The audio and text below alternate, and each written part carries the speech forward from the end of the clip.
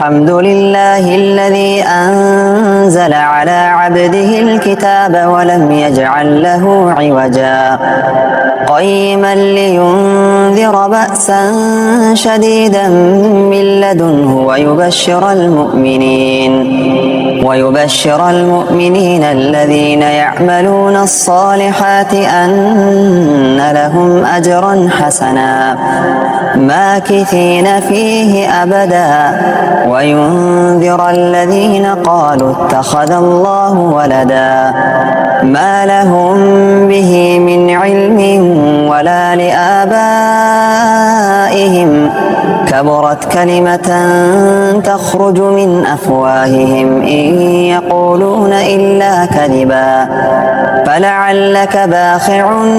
نفسك على آثارهم إن لم يؤمنوا بهذا الحديث أسفا إنا جعلنا ما على الأرض زينة لها لنبلوهم أيهم أحسن عملا